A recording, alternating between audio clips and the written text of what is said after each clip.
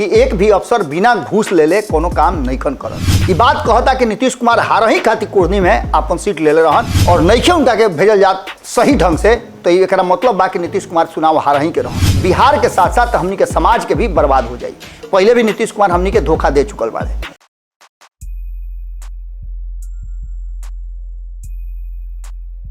चुभन काट से होई तो ओरहन दे देती, चुभन काट से होई तो ओरहन दे देती, दर्द फूल से मिलल बा चुप रही ना तो का करी। गोड़ लगता नहीं हेरा से अभिनंदन बरुआ लोग के खूंटा ठोक पा बीच बीच में गायब हो जाता नहीं। ओकरा पीछे कारण बा कि रुआ लोग दुलार प्यार कम कर दिले बानी। हम मेहनत क के कहाँ कहाँ से खोज खाज करके खबर ले आवता नहीं, आ तबहू रुआ लोग ओकरा के ना साझा करतानी ना शेयर करतानी ना के उसे बोलत बतियावत बानी। बिहार में कितना उल्टी पलटी हो रहल बा, लेकिन रउआ लोग शांत के शांते बानी। रउआ लोग के बे बोलल है अगर बिहार में कोनो परिवर्तन हो जाता तो ओकर दोष रउए लोग पर लागी आ ओकर दर्द रउए लोग के झेले के हुई। लेकिन ओकरा साथ साथ राजनीति में भी बड़ा दर्द और बड़ा कुल चल रहा बा, जौना में कहीं ना कहीं एक बात तो पक्का बा कि नीतीश कुमार और तेजस्वी यादव के अइला के बाद माहौल बदल गई बा। और माहौल सिर्फ एक तरफ जहां कहल जा रहा बा कि बहुत बढ़िया भइल, बिहार के विकास हुई, लेकिन दूसरा तरफ एगो और बात सोचल जा रहा बा कि नीतीश कुमार जी ये कहले रहन कि बिहार के विशेष राज्य के दर्जा, बिहार के विकास भारतीय जनता पार्टी ही कर सकेले। यही चलते ओकरा संगे हम सटौर भइल बानी। लेकिन अब जो वर्तमान स्थिति बा ओकरा में नीतीश कुमार जी तेजस्वी के 2025 के मुख्यमंत्री के उम्मीदवार घोषित कर दिले। एकरा के लेकर के उनका पार्टी में भारी बवाल भइल बा। और यह ना यह बात के स्वीकार करे खातिर तेजस्वी यादव तैयार नहीं खन। रुआ लोग बुझते हो कब कि काठे कटहर ओठे तेल वाला हिसाब किताब लागल बा। अब एगो और बात हमनी के भोजपुरी में कहल जाला कि पैंचा लेके अधन खौलावल जाला। कहीं ना कहीं बात तेजस्वी यादव के और उनका पूरा टीम के झटका देवे वाला बा। कारण कि सब लोग समझते रहे कि 6 महीने के अंदर में नीतीश कुमार तेजस्वी यादव के मुख्यमंत्री बना करके अपने दिल्ली चल जी हैं। हाल फिलहाल में वो लोग की याद हुई कि ये बात जब शिवानंद तिवारी कहले रहन कि नीतीश कुमार जी आश्रम जई हैं, उनका तेजस्वी यादव के सौंप के आश्रम चल जाए के चाहिए। अब यह पर सवाल नहीं खड़ा होते, वो घड़ी तो बड़ा पिनकर रहन लोग। लेकिन अब ये स्थिति, हालांकि नीतीश कुमार कहले जरूर बाड़े, लेकिन 2025 तक ले वो फिर से पूर्ण विराम लगा दिले बड़े तेजस्वी के मुख्यमंत्री बने पर। 2025 में का हुई का जाई, 2024 में का हुई का जाई। देश के चुनाव बा, देश के चुनाव में कौना करवट ऊँट बैठी, के केने रही, के कहाँ जाई, यह बात के चर्चा शुरू हो गई बा। और नीतीश कुमार जी के एक चर्चा के बाद कहीं ना कहीं ये सब के अलावे जो वर्तमान बदलल परिस्थिति बा ओकरा में नीतीश कुमार जी के घोषणा के बाद और विलय के बाद पर बवाल मचल बा। एह बीच में तेजस्वी यादव के सीएम बने से पहले ही कहल जा रहा बा कि तख्ता पलट हो जाई।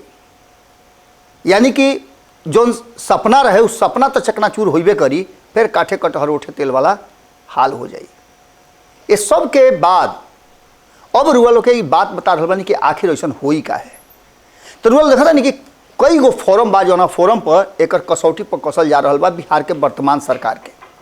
बिहार के वर्तमान सरकार और सरकार के मुखिया के जो जहरीली शराब से लोग मरल बा ओकरा पर संवेदना के जगह शराब दिहल कि जे पीही से जइबे करी। ये बात के लेकर के भी बवाल मचल बुड़ुए और यहाँ तक ले कि राज्यपाल तक ये खबर पहुँच गई बा कि बिहार अब वो स्थिति में नहीं के जहाँ से बिहार के विकसित प्रदेश बनावे के कल्पना कई जा सके। नीतीश कुमार के भ्रष्टाचार के लेकर के उनका साथीय दल लगातार ओरहन दे रहा बा, लेकिन वो से नीतीश कुमार के कोनो फर्के नहीं पड़त। एक साथ साथ शराबबंदी के लेकर के जब देश में बिहार में शराबबंदी लागू बा, ओकरा बाद भी शराब आ रहा बा, जहरीली शराब बन रहा बा, तो निश्चित रूप से नीतीश कुमार जी के नीति और प्रशासन के फेलुअर बा। एक साथ साथ भ्रष्टाचार के आरोप में लगातार वो देखले हो कब कि एक से एक अधिकारी पकड़ल जा रहा बड़े। यहाँ तक ले कि जीतन राम मांझी बात कहले और खुलेआम कहले कि एक भी अफसर बिना घूस ले ले कोनो काम नईखन करत। ये सारा बात के लेकर के अब जौन की कहल जा रहा बा कि तेजस्वी यादव के सीएम बनावे के और सीएम उम्मीदवारी के घोषणा करके कहीं ना कहीं तेजस्वी यादव के राह जौन रहा ओकरा में कहीं ना उधा खड़ा कर दिले। अब ओकरा के पार कैसे करिए इस सवाल सबसे बड़ बा, कारण कि कुढ़नी के चुनाव बहुत कुछ रुआ लोग बता दिल। रुआ लोग के याद हुई कि कुढ़नी चुनाव के परिणाम हमने के पहले ही बता दिले रही जा, जौना तरीका से कुढ़नी के चुनाव में सही ढंग से ऐसा बुझाता कि नीतीश कुमार हार ही खातिर कुढ़नी में अपन उम्मीदवारी ले आई रहन। ना तो सभे के कहना बा, सारा जो समीकरण बा बता रहा बा कि वजह हार के कोनो सवाल नहीं है। लौकुश समीकरण, MY समीकरण, सारा समीकरण रहते हुए नीतीश कुमार जी हार जास, और ऐसे हार जास कि वो जो चाही वो तरीका से वजह चुनाव नहीं खन लड़न, जबकि तेजस्वी यादव भर पेट मन लगौले रहन कि कुढ़नी के चुनाव कसहूँ हमनी के पाला में आ जाओ, जौना से कि महागठबंधन के इज्जत प्रतिष्ठा बात जाओ। लेकिन 3 गो मैच के इस सीरीज 2-1 से हार जाना नीतीश कुमार के और तेजस्वी यादव के बहुत कुछ कहानी कह रहा बा। कुढ़नी पूरा इतिहास लिख के दे दिल। रुआ लोग से पहले भी कुढ़नी के चुनाव के पहले रुआ लोग से बतौले रहे कि ओया के रिजल्ट पहले ही आउट हो गई बा कि नीतीश कुमार जी अब उनका साथे के लोग दबे जुबान में कहीं या फिर ऑफ द रिकॉर्ड ये बात कहता कि नीतीश कुमार हार ही खातिर कुढ़नी में अपन सीट ले रहन, कारण कि राष्ट्रीय जनता दल यह चुनाव जीतित तो अपना दम पर जीत जाइत।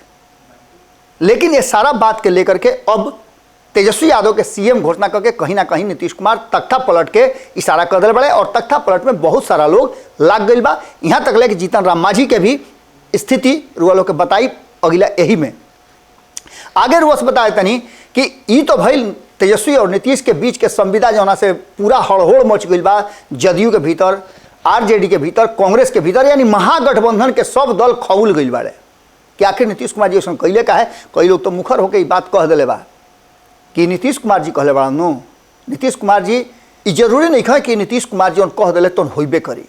सब लोग अपन अपने स्टैंड लेकर चलता। ओइजे नीतीश कुमार के लौकुश जौना तरीका से धाराशायी भइल कुढ़नी में, ओकरा बाद से लौकुश के नया जौन कब्जा करे वाला नया जौन ओकर अधिकारी लोग बा, नीतीश कुमार के गोतिया पटदार जौन लोग बा, वो ऊपर दावा ठोक दिले बा और कहीं ना कहीं कब्जा करे के तैयारी शुरू हो गई बा। एकरा विषय में रुआ लोग के लगातार हम बतौनी कि जहां एक तरफ उपेंद्र कुशवाहा के RLSP के फिर से जीवित करे के चर्चा चल रहा बुढ़ुए, और एकरा में रुआ से बता देते नहीं कि अब तक 60-70% जे लोग भेटाइल हमरा, जेकरा से हमरा बातचीत भइल, उहे बात कहता रहे कि हमें कोनो दुराय नहीं है, तो उनका चाही उपेंद्र कुशवाहा के कि वो फिर से नीतीश कुमार के छोड़स, कारण कि नीतीश कुमार कंगन फेंक के उनका फंसौले रहन और सीधापन में उछल गई। उनका ये बुझाई कि बिहार के अगर बढ़ावे के बा और ओकरा में हम योगदान करी, जो उनके कहले भी रहन कि देश नीतीश कुमार जी के पुकार रहल बा और बिहार के संभालल जरूरी बा, बिहार के विकास जरूरी बा, एकरा चलते वो अपन विलय करके ओजा अइले। लेकिन उनका अइला के बाद उनका संग जो ऐसा दो भाव भइल, ऐसा उनका के हाशिया पर रख दिहल गई। कुढ़नी के चुनाव में भी साफ नजर आई कि उपेंद्र कुशवाहा के सही ढंग से यूज ना कल गई, और कुशवाहा उम्मीदवार भइला के बाद भी अगर नइखे उनका के उम्मीदवारी दियात और नइखे उनका के भेजल जात सही ढंग से, तो एकरा मतलब बा कि नीतीश कुमार चुनाव हार ही के रहन। चुनाव हारला के बाद नीतीश कुमार कहले कि मनोज कुशवाहा जिनका उम्मीदवार बनौले रही जा, उनकर चरित्र के चलते, उनका क्रियाकलाप के चलते ओजा हमने के चुनाव हार नहीं जा, यानी सारा दोष मनोज कुशवाहा पर, जबकि कहीं ना कहीं नीतिगत बड़ा मिस्टेक भइल बुढ़ुए जनता दल यूनाइटेड से और महागठबंधन से। एकरा के लेकर के अब लौकुश पर RCP सिंह और उपेंद्र कुशवाहा के कब्जा बहुत जल्दी रुआ सुने के मिली। पूरा तैयारी हो रहा बा, और जैसे ही खरमास बीती ओकरा बाद नीतीश कुमार से लौकुश छीन करके नया नेतृत्व बा उस सामने आई, कारण कि लौकुश समाज के लोग भी नीतीश कुमार से अब पूरी तरह से खपा चलता। एक तरफ जहां लौ समाज के यानी कुर्मी समाज नीतीश कुमार से नाराज चलता, ओजे दूसरा तरफ कुशवाहा समाज तो पूरी तरह से नाराज बा। रुआ देखले हो कब कि नीतीश कुमार के पुरान साथी सतीश कुमार से जब हम बात कैले बानी, तब वो नीतीश कुमार के लेकर के और नीतीश कुमार के कुशवाहा समाज के लेकर के जो सोच बा ओकरा के बारे में वो खुल के बतियौले। वो कहले कि हम एक करे के फेरा में रही, लेकिन नीतीश कुमार ऐसा ना बांट दिले कि जौना से कि नेता तैयार हुई ना कैले। और जौन कुर्मी के नेता बड़े उनका के लेकर के नीतीश कुमार अगर आगे बढ़ल चाहिए तो लौकुश कभी एकजुट ना हुई। आज भी लोग के दुख यही बात के बाद कुशवाहा समाज के और कुर्मी समाज के कि हमनी के कोई मजबूत नेता सेकंड पीढ़ी में ना भइल, जबकि ओकर तमगा जो लेवे खातिर तगमा लेवे खातिर कहीं ना कहीं आरसीपी सिंह तैयारी कर चुकल बाड़े और आरसीपी के हर तरह से सपोर्ट करे खातिर भी बिहार के लोग तैयार बा। लगातार उ जौन घूम रहा बाड़े बिहार के अलग अलग हिस्सा में, और दूसरा तरफ रुआ देखले होगा कि उपेंद्र कुशवाहा बिहार में घूम रहा बाड़े बिहार के लोग के एकजुट करे खातिर, जबकि लौकुश समाज के हवे ओकरा अलावे भी हर समाज के उनका सपोर्ट प्राप्त बा। आरसीपी सिंह के साथ भी वह स्थिति बा कि सवर्ण समाज से लेकर के अन्य ओबीसी से लेकर ईबीसी तक उनका साथे जुड़ल बा। कई लोग से रुआ लोग के बातचीत करैनी हम, यहाँ तक कि अल्पसंख्यक समाज के लोग भी हर हाल में उपेंद्र कुशवाहा और आरसीपी सिंह के सपोर्ट करे खातिर अपन मन बना ले बा। राजपूत समाज में रुआ देखने की झंडा लेकर के कैसे डॉक्टर के सिंह कन्हैया सिंह आगे बढ़ रहा बाड़े और लगातार वह मोर्चा पर जनता दल यूनाइटेड के सारा फोरम के फेल कर दिले बाड़े। जनता दल यूनाइटेड लगातार राजपूत समाज के अपना तरफ ले आवे खातिर कई गो कार्यक्रम निर्धारित कैलस, कई गो कार्यक्रम कैल जा रहा बा, लेकिन ओकरा बावजूद भी कन्हैया सिंह आगे निकल गई बाड़े।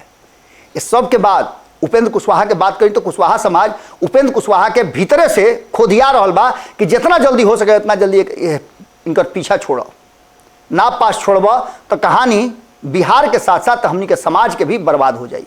पहले भी नीतीश कुमार हमनी के धोखा दे चुकल बाड़े और वो कंगन वाला बात रुआ लोग जानते बानी कि शेर जब बूढ़ा हो जाला तो कंगन फेंक के ललचावेला, लेकिन उपेंद्र कुशवाहा ओह लालच में ना बल्कि अपना बिहार के लेकर के, बिहार के विकास के लेकर के और भारतीय जनता पार्टी की जो नीति रहे वो नीति के विरोध में उस नीतीश कुमार के साथ खड़ा भई रहन और नीतीश कुमार कहले रहन कि हमरा बाद इस सब तोहरे देखे के बा। इस सारा चीज के लेकर के अब आरसीपी सिंह और कुशवाहा कब्जा करे के तैयारी शुरू कर दिले बाड़े और लौकुश पर दोनों आदमी के कब्जा बहुत जल्दी रुआ देखे के मिली। रुआ लोग के याद हुई कि जो दही चूड़ा के समय होला वो बिहार में बड़ा ही महत्वपूर्ण होला। दही के टीका वही घड़ी लागेला। 2024 से पहले 2023 में बस इंतजार करी एक महीना और। आज से ठीक एक महीना बाद जब 14 तारीख के सकरात के दही चूड़ा रुआ खा ले, ओकरा बाद एक से एक नया विकल्प रुआ देखे के मिली। एक साथ साथ सबसे बड़ बात बा कि जीतन राम मांझी और मुकेश सहनी भी अपन तैयारी शुरू कर दिले बाड़े। मुकेश सहनी के लेकर के बात चाहे जैसे भी होखे उनका लगातार ऑफर पर ऑफर आ रहा बा। वही जीतन राम मांझी के भी ऑफर बा और जीतन राम मांझी समझ भी गई बाड़े कि उनका खातिर महागठबंधन घातक हो रहा बा। जैसे कांग्रेस समझ गई बा कि अगर नीतीश कुमार विलय निखन करत राष्ट्रीय जनता दल से तो उनका के अपना गठबंधन में लिहल घातक हुई, कारण कि वो कभी भी पलटी मार सकेले।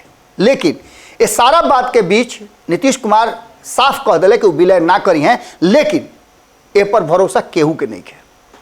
नीतीश कुमार के करीबी लोग के भी भरोसा नहीं है कि नीतीश कुमार के उस सामने से तो बोली ना, लेकिन पीछे में सभी के यह मानना बा कि नीतीश कुमार जब कह दिले कि विलय ना हुई तो विलय जरूर हुई, कारण कि नीतीश कुमार लगे कोई विकल्प नहीं रह गई। पार्टी में भीतरे भीतर कहल जाला कि घून लाग गई बा और धीरे धीरे खत्म हो जाती है। इस सारा बात के लेकर के उपेंद्र कुशवाहा और जहां आरसीपी के दाव लहे वाला बा, ओइजे मांझी के भी नीतीश कुमार भी खुला मंच से सदन में ये बात कह दिले कि बहुत लोग बा जो एने ओने करे के फेराम बा, वो सब जो है ना वो कहीं ना कहीं हमारे लोगों को बुला रहा है।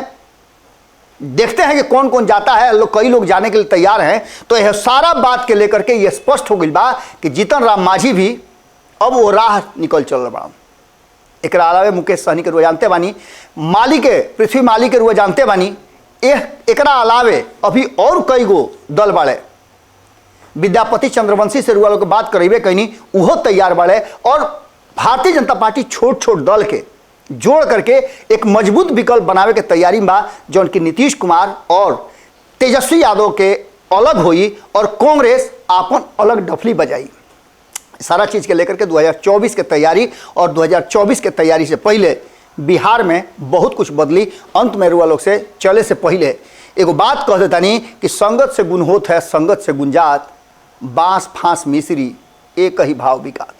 अब एक मतलब रुआ लोग बुझा गई होके बिहार और बिहार के राजनीति से, तो जरूर कमेंट बॉक्सवा में लिखो सब है। और रुआ लोग से निहोरा बा कि जौन रुआ खूंटा ठोक पर देख रहा बानी, एक खबर के अगर नीमन लागता, बढ़िया लागता, तो अपना हित नाता गोतिया पटीदार संगी सलेहर जे होके उनका भी साझा करी। कारण कि बिहार के आम लोग के जगावल जरूरी बा, कारण कि अब रुआ मुस्तकबिल के फैसला रुआ खुद लेवे के बाद कुढ़नी ये बात के बतौलस कि लड़ाई बहुत मजबूत होखे वाला बा। अब ये मजबूत लड़ाई में रुआ कौना पक्ष में बानी, ये बहुत जरूरी बा। महाभारत याद हुई रुआ लोग के।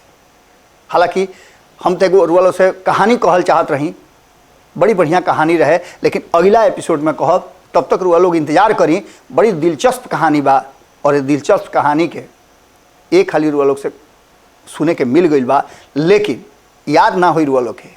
अब अगला एपिसोड में हम वो कहानी ले करके आई और रुआ लोग से साझा करब। तब तक रुआ लोग हमरा के दी इजाज़त और दुलार प्यार अपन ऐसे ही बनौले रही। भोजपुरी के एकमात्र चैनल बा जौन खबर के विश्लेषण रुआ लोग के सामने पहुँचावेला। गोड़ लागत।